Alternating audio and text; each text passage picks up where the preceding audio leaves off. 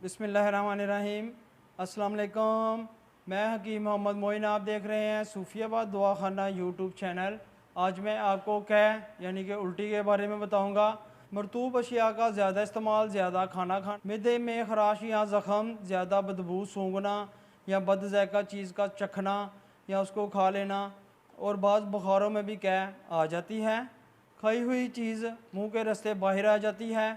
इनमें बहुत ही ज़्यादा तुल्ख और मरतूब गज़ाओं का जो कई ज़ैक़ों की हामिल होती है। इसमें तुल्ख यानी कि ज़र्द रंग की उल्टी को नहीं रोकना चाहिए।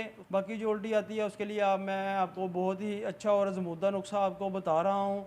इंशाअल्लाह ताला ये बहुत ही अच्छा और घरेलू नुस्खा है, आप ज़रूर इस्तेमाल कीजिएगा।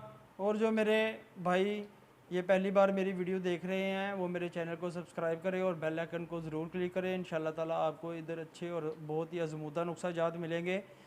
तो चलें, नुस्खा बनाने के लिए सबसे पहले आपको चाहिए पुदीना 4 तोला, इलायची खुर्द 2 तोला, समाक दाना 6 माशा। इन तीनों चीज़ों को पहले आपने अच्छी तरह से धो लेना है और फिर एक पाँव पानी में आपने इनको अच्छी तरह से उबाल करना है, यानी कि अच्छी तरह से उबाल लेना है।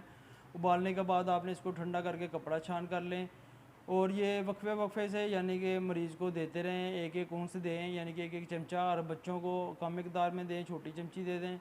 इंशाअल्लाह ताला ये किसी किस्म की उल्टी और और हिचकी का भी ये मुकम्मल तौर पर इलाज है। अल्लाह पाक आपको शफा अता फरमाए जी। सलामत रहें, आबाद रहें।